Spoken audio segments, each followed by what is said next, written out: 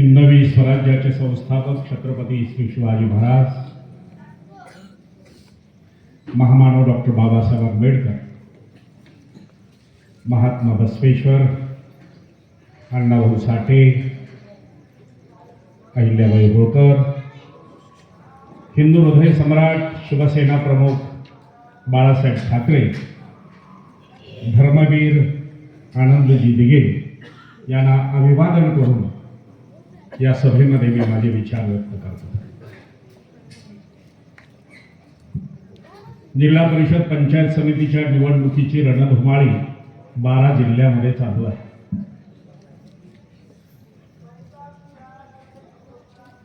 आणि ही सगळी रणधुमाळी सुरू असतानाच महाराष्ट्रामध्ये अत्यंत दुर्दैवी अशी एक घटना घडली. त्यामुळं 2 दिवसांनी मतदान आपलं वाढलं. त्या घटनेने एकच बोध सर्वांना दिला, क्षणभंगूर नाही भरवसा. म्हणजे माणसाच्या आयुष्याचं काहीही खरं नाही. हरिभक्तपरायण संतराम महाराज समोर आहे. म्हणजे परमेश्वरानं दिलेला हा मनुष्य देह हा परमेश्वराच्या भक्तीमध्ये आणि सामान्य माणसाच्या सेवेमध्ये लावणं हेच मनुष्य जन्माचं सार्थक आहे असं मला वाटतं. काय शिवाजी महाराज, महाराष्ट्राला अतीव दुःख झालं. त्या दुःखामध्ये आपण सर्वजण सहभागी झालो. अजित पवार यांच्या सोबत आणखीन 4 जण, त्यातल्या त्या पायलटचं तर मार्च मध्ये लग्न होतं. म्हणजे 5 जीव या विमान अपघातामध्ये गेले. आपल्या सर्वांच्या वतीनं मी भावपूर्ण श्रद्धांजली अर्पण करतो. खूप दिवसानंतर गावात सभेचा योग आला. ग्रामपंचायतच्या निवडणुकीनंतर ही गावातली पहिलीच सभा माझ्या दृष्टीनं. काय नारायणराव, त्यामुळे या सभेमध्ये ज्या 2000 मतदारांनी एकही रुपया न घेता मला मतदान केलं, त्या 2000 मी दंडवत प्रणाम करतो आणि त्यांचे मनपूर्वक आभार व्यक्त करतो. ज्यांनी मतदान दिलं नाही त्यांना झालेला पश्चाताप ते व्यक्त करतायत आणि तो निरोप माझ्यापर्यंत पोहोचतोय. परंतु रेल्वे गेल्यानंतर प्रवासी त्या प्लॅटफॉर्मवर जाऊन जसा काही उपयोग नाही, तसं नंतर आमची चूक झाली असं म्हणून त्याचा उपयोग नाही. त्यामुळे मतदान कुणाला करावं हे त्या वेळेला कळलं पाहिजे.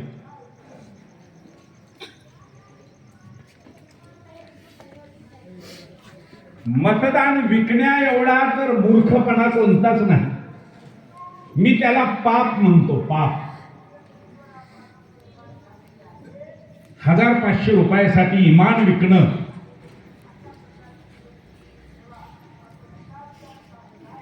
त्या काळ्या पिशवीतलं मटण घेऊन नको तिथलं चुकीचं बटन दाबलं की पुन्हा प्रायश्चित्त करायची वेळ येते. बरोबर ना शंकरराव? आणि म्हणून या व्यासपीठावरून मी आपल्या सर्वांना या स्पीकरचा आवाज जिथपर्यंत जातोय, मग ते घरात बसून असतील, दारात बसून असतील, स्लॅबवर बसून ऐकत असतील, त्या सर्व मतदार बंधू भगिनींना मी विनंती ही करणार आहे की या निवडणुकीमध्ये एक सामान्य कुटुंबातला आपल्या पोराला जसं हाक मारून एखादं काम सांगावं, इतक्या हक्कानं ज्याला काम सांगू शकतो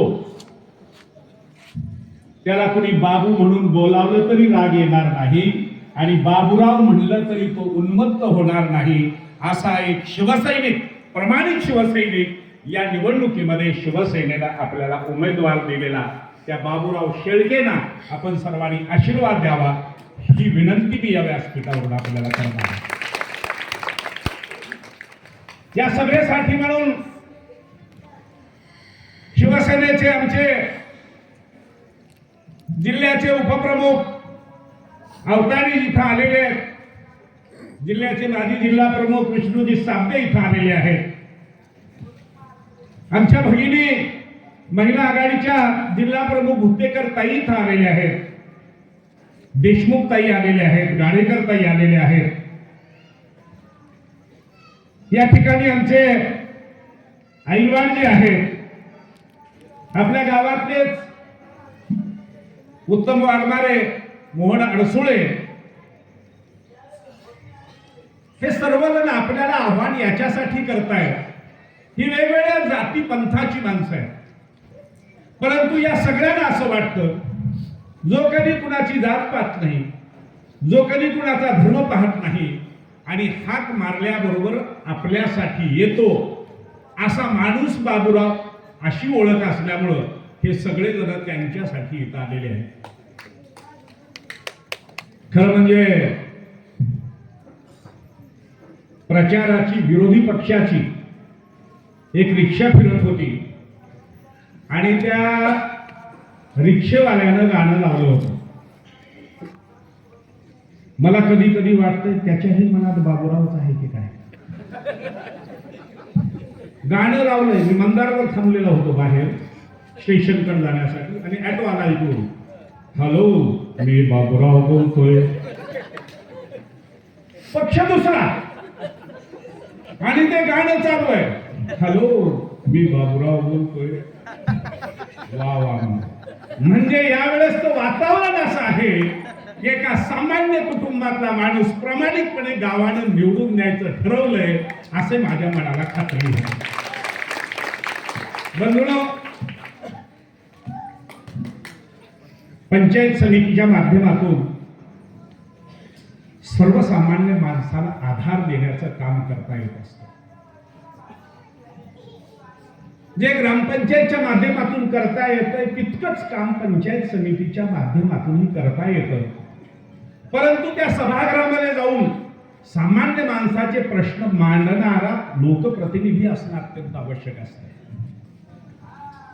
बाबूराव एक असे आपले लोकप्रतिनिधी आहेत, हातात सत्ता नसतानाही ते तहसीलदारकडे जातात. त्याचं रेशन कार्ड दिलं तुम्ही अजून. अधिकाऱ्याबरोबर भांडणारा कार्यकर्ता असला की सर्वसामान्यांची कामं होतात. आणि म्हणून पंचायत समितीच्या माध्यमातून सर्वसामान्यांना आधार देण्याचं जे काम आहे, केंद्र सरकार असेल, राज्य सरकार असेल, योजना पाठवत आहे. परंतु ती योजना केवळ माझ्या घरातल्या माणसाला मिळाली पाहिजे अशी भावना न ठेवता, ज्याला गरज आहे त्याला दिली पाहिजे हा विचार याच्या अंतःकरणात आहे. असे बाबूराव शेळके या निवडणुकीमध्ये उमेदवार आहेत. आणि आपल्याला माहिती आहे की महाराष्ट्रामध्ये आतापर्यंत जेवढेही मुख्यमंत्री झाले त्यामध्ये एकनाथ शिंदेचं विशेष असं नाव घेतलं जातं की ज्यांच्या मुख्यमंत्री पदाच्या कालावधीमध्ये सामान्य माणसापासून शेतकरी असेल, शेतमजूर असेल, माता भगिनी असतील, विद्यार्थी असतील, यांच्यासाठीच्या योजना त्यांच्या पदरात देण्याचं काम हे शिंदे साहेबांनी केलेलं आहे. आणि म्हणून आज सत्तेमध्ये शिवसेना आणि त्या शिवसेनेचा लोकप्रतिनिधी लातूरच्या पंचायत समितीमध्ये असणं म्हणजे आपल्या हक्काचा लोकप्रतिनिधी तिथं असणं हे अत्यंत आवश्यक आहे.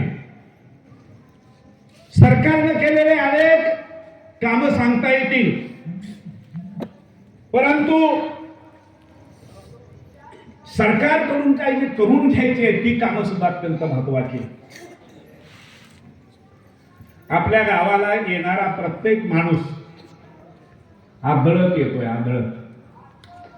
स्टेशन कडून आला तरी आणि आता हॉटेल निक्की पासून वळला तरी. त्यामुळे ही रस्त्यांची झाली जी दुरावस्था आहे, मी आपल्याला अत्यंत विश्वासानं सांगतो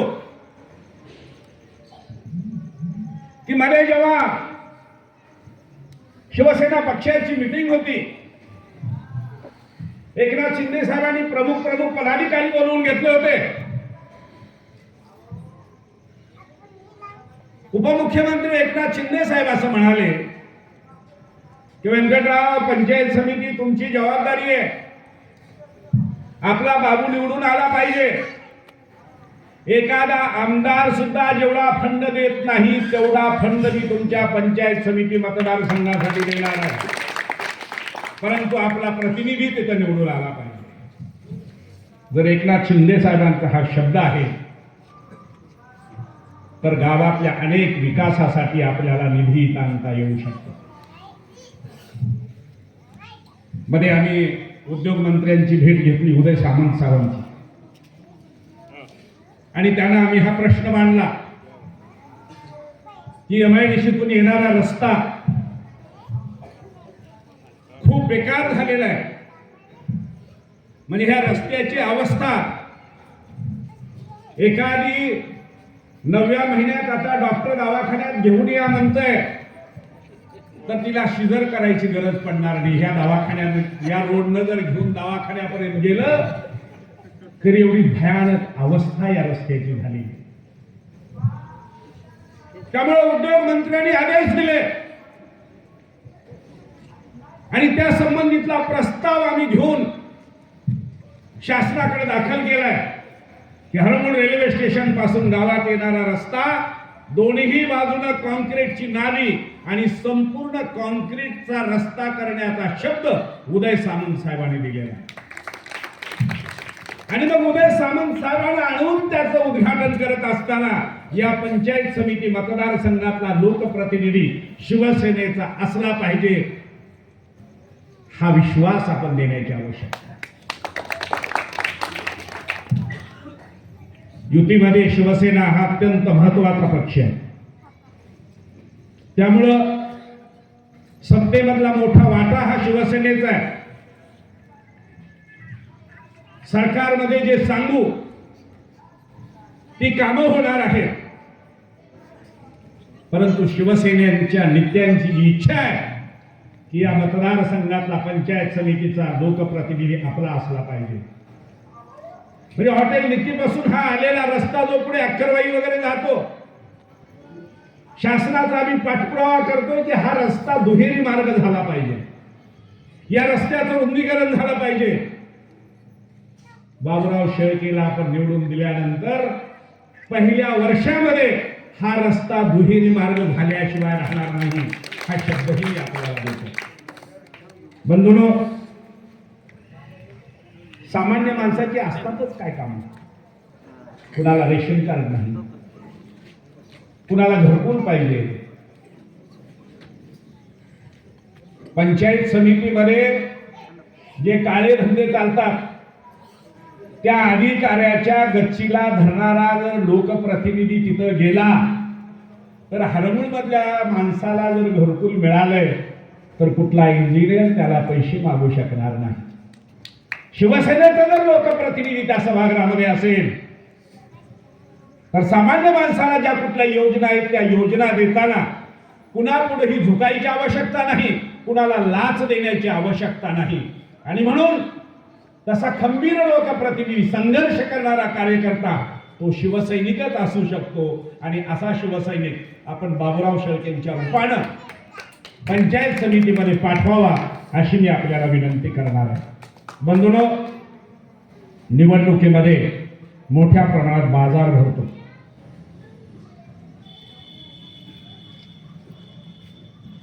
मतं विकत घेतली जातात. बाबूरावने मगाशी बोलताना सांगितलं. मी एकाच गोष्टीत कमी आहे. बाबूराव खरं म्हणजे लक्षात घ्या, पैसे दिल्यावरच मतं मिळतात असं नाही. पैशामुळे निकाल बदलतो हा अनुभव आहे. परंतु ज्या गावात 2000 लोक स्वतःचा चहा पाजवून मतदान करतात एवढे स्वाभिमानी मतदार या हरंगुळमध्ये आहेत. ते 2000 आणि ज्याला पश्चाताप झालाय ते दुसरे 2000. ही 4000 मताची आकडेवारी जर बाबूरावच्या पदरात टाकली तर आपला लोकप्रतिनिधी विजयी होणार याबद्दल चिंता. आज सभेला जेव्हा जाहीर झालं तेव्हा माझ्याकडे एक कार्यकर्ता आला. माणसं निवडणुकीमध्ये काय कधी कुठलं काय काढतील काही सांगता येत नाही. तो कार्यकर्ता येऊन मला म्हणला, साहेब सभेला जाणार आहोत. मी म्हणलं का बरं? बाबूराव शेळके तुमच्या विरोधात किती काम केलं निवडणुकीत. तुम्ही जिथं सभा घ्यायला चालला तिथंच बाबूरावची सभा झाली, तुमच्या विरोधात मतदान करा म्हणून सांगितलं. अरे वेड्या म्हणलं, पोरग चुकलं तरी बापाने माफच करायचं असतं. ग्रामपंचायतची निवडणूक वेगळी, परंतु जेव्हा एक शिवसैनिक निवडणुकीला उभा आहे तेव्हा बाबूराव शेळके नाही तर व्यंकट पणाळे उमेदवार उभा आहे या भावनेनं मी काम करणार आणि बाबूरावला विजयी करणार. तेव्हा तुलाही हेच सांगणं आहे की नुसतं सभेला का चालला म्हणू नको, तर सभा ऐकायला तू येऊन बस. ते बसलेत, आता मी त्यांचं नाव सांगत नाही, परंतु माणसं निवडणुकीमध्ये भलतच काही काढत असतात.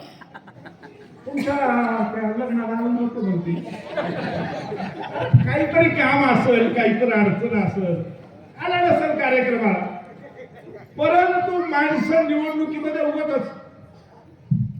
एकदा चाललो होतो गाडीवर, हात केलो तर बघितलं सुद्धा नाही.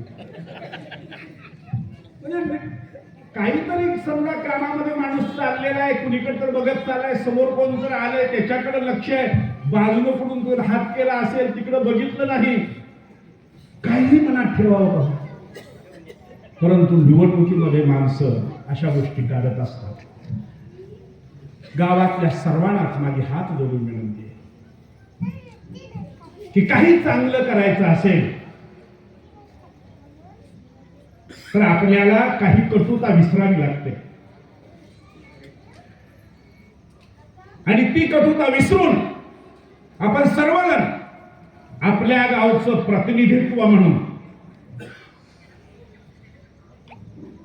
कारण 4 गावं आहेत, त्या 4 गावातलं 75% मतदान म्हणजे आपण आहोत. त्यामुळे लोकप्रतिनिधी पंचायत समितीत कोण पाठवायचा हे सर्वस्व हरंगुळवर अवलंबून आहे. आणि म्हणून आपण सर्वजण जात पात सगळ्या गोष्टी विसरून, बघा किती संवेदनशील माणूस आहे आपला बाबूराव. तिकडे नमाजाचा स्पीकर ऐकल्याबरोबर भाषण बंद केलं. ही आत्मीयता अंतःकरणामध्ये, अन्य धर्मीयाबद्दलची संवेदना, सद्भावना,